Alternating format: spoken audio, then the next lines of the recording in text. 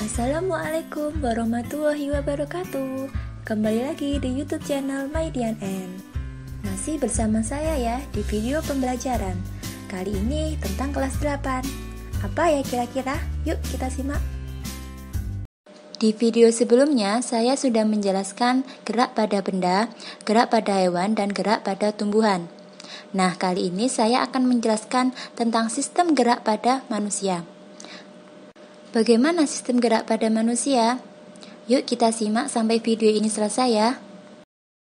Manusia memiliki sistem gerak yang memungkinkan seseorang berpindah atau bergerak sesuai dengan kebutuhannya.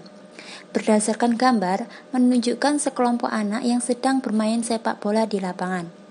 Tahukah kamu, ketika bermain sepak bola, tubuh akan melibatkan sistem gerak seperti rangka, otot, dan sendi. Jadi, sistem gerak pada manusia melibatkan rangka, otot, dan sendi. Rangka berperan sebagai sistem gerak pasif yang digerakkan oleh kontraksi otot sehingga otot termasuk sistem gerak aktif. Sedangkan persendian merupakan hubungan antar tulang yang dapat menimbulkan pergerakan secara leluasa.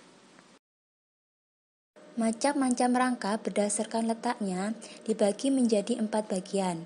Yang pertama, rangka kepala atau tulang tengkorak. Yang kedua, rangka badan. Yang ketiga, rangka kemaluan.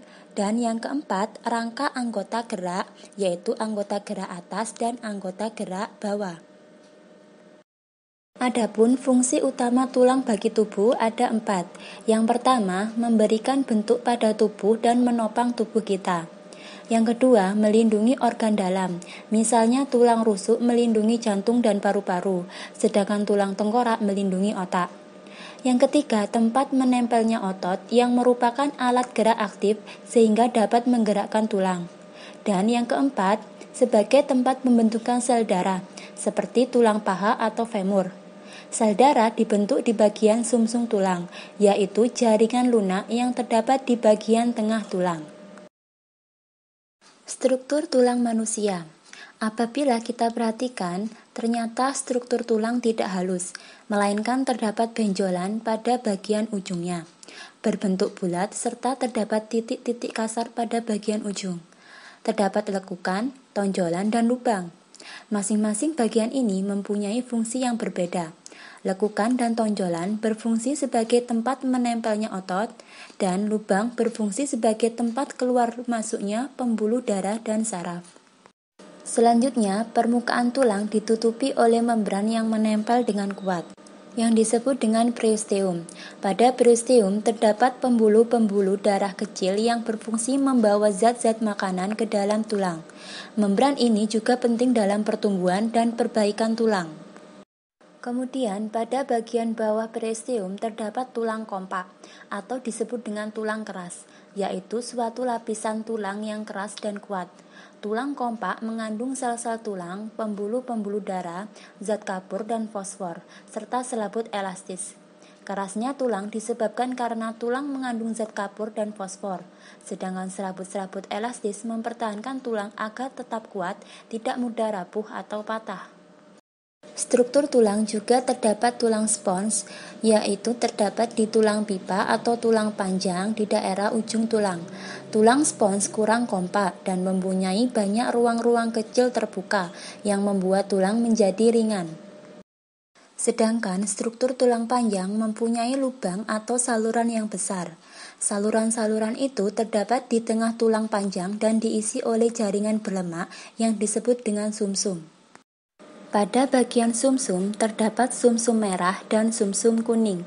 Jika sumsum merah berada di daerah tulang panjang bagian ujung di antara tulang spons, sedangkan sumsum kuning berada di tulang panjang bagian tengah dan sebagian besar berisi lemak.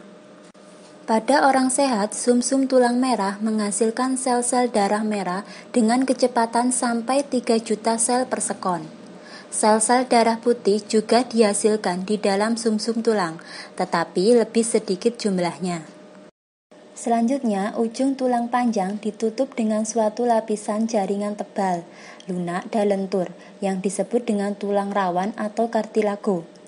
Tulang rawan tersusun atas sel-sel yang dikelilingi oleh matriks protein yang dihasilkan oleh sel-sel tersebut. Selain di ujung-ujung tulang panjang, tulang rawan juga dapat ditemukan di ujung-ujung tulang rusuk, dinding saluran pernafasan, hidung, dan telinga. Macam-macam tulang berdasarkan bentuk dan ukurannya dibedakan menjadi 4. Yang pertama, tulang panjang, misalnya tulang lengan atau humerus. Yang kedua, tulang pipi, misalnya pada tulang dada atau sternum. Yang ketiga, tulang pendek, misalnya tulang ruas jari atau falang. Dan yang keempat, tulang tidak beraturan, misalnya pada tulang punggung atau vertebra. Perkembangan tulang. Beberapa bulan sebelum manusia dilahirkan, tulang tersusun dari kartilago atau tulang rawan.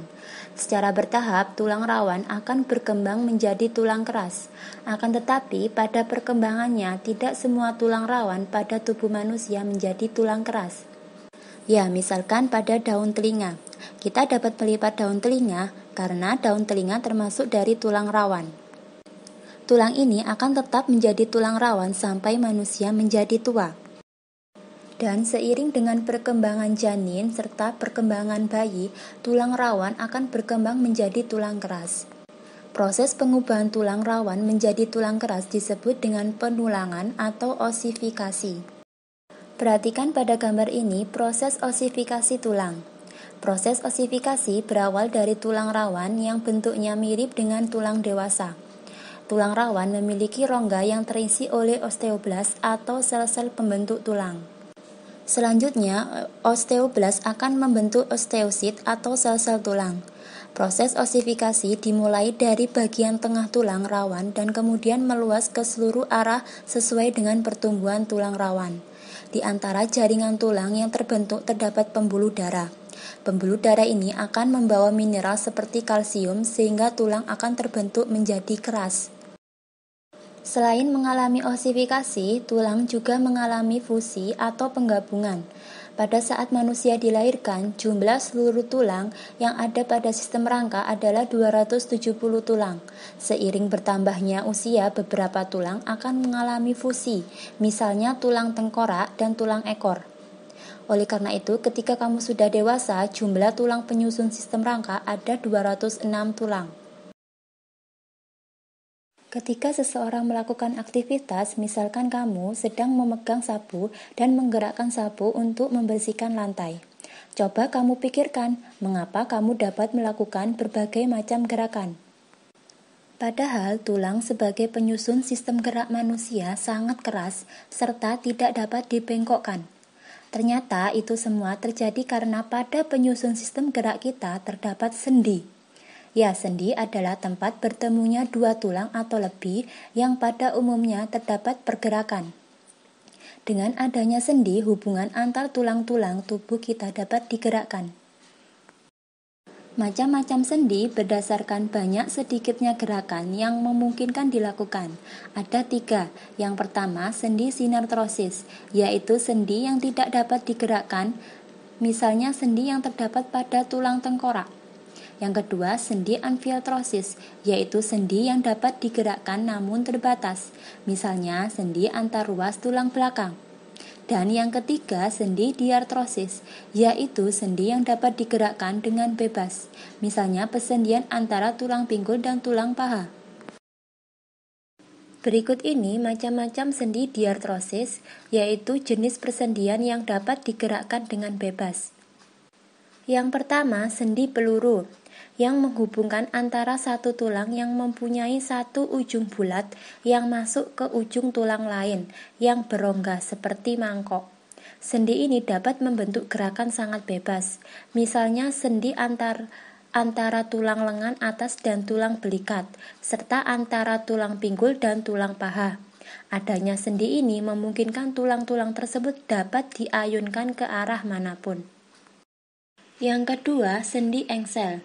Tipe sendi ini mempunyai gerakan satu arah, ada yang ke depan dan ada yang ke belakang, seperti engsel pintu.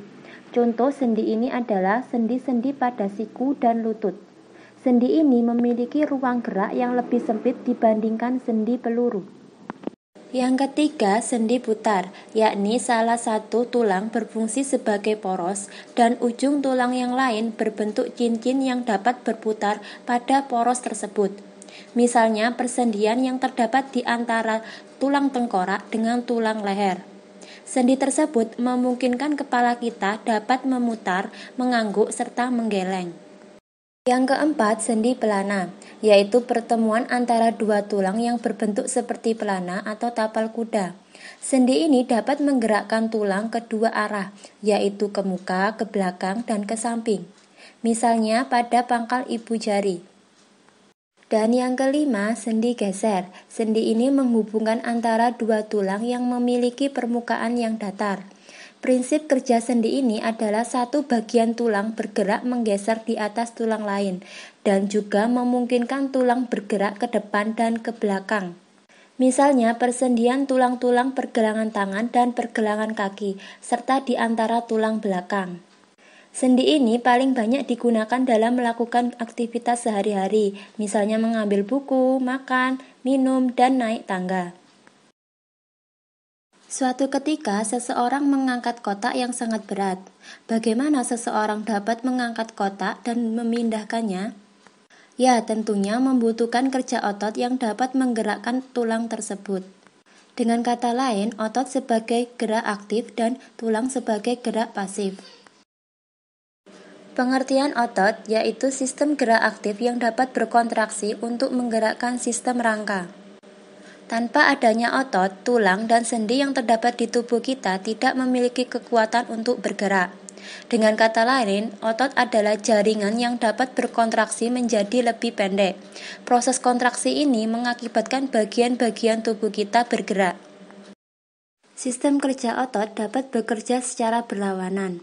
Misalnya, saat kita melakukan sebuah gerakan, meskipun gerakan itu dilakukan secara bersamaan, tetapi proses kontraksi dan relaksasi antara otot satu dengan otot lainnya berlangsung secara berlawanan. Berdasarkan gambar, terlihat bahwa saat tangan dilipat, otot bicep berkontraksi, sedangkan otot tricep relaksasi. Sebaliknya, pada saat tangan direntangkan, otot bicep relaksasi, sedangkan otot tricep berkontraksi. Ada 3 jenis otot pada tubuh manusia. Yang pertama, otot rangka. Otot ini paling banyak terdapat di dalam tubuh, yaitu bagian rangka. Jika dilihat di mikroskop, berbentuk bergaris melintang atau bulat memanjang atau lurik. Memiliki inti banyak di bagian tepi. Otot rangka melekat pada tulang dengan perantaraan tendon. Otot rangka bekerja secara sadar, yaitu dapat kita kendalikan. Otot rangka ini dapat cepat kontraksi dan cepat lelah. Yang kedua, otot jantung. Otot ini terdapat pada bagian jantung, berbentuk bergaris melintang atau bulat memanjang dan bercabang, memiliki inti banyak di bagian tengah, dan bekerja secara tidak sadar. Otot ini tidak dapat dikontrol oleh kemampuan sadar kita, karena jantung berkontraksi pada saat jantung berdenyut. Dan yang ketiga, otot polos. Otot ini terdapat pada alat pencernaan. Misalnya pada dinding lambung usus halus, kantong empedu, rahim, dan pembuluh darah. Otot ini berbentuk gelendong atau meruncing, memiliki inti satu di bagian tengah, dan bekerja secara tidak sadar. Otot polos berkontraksi dan berelaksasi dengan lambat. Cukup sekian dari channel saya MyDNN, semoga bermanfaat. Jangan lupa tombol subscribe-nya dipencet dan loncengnya ya. Like, subscribe, dan share. Terima kasih. Wassalamualaikum warahmatullahi wabarakatuh.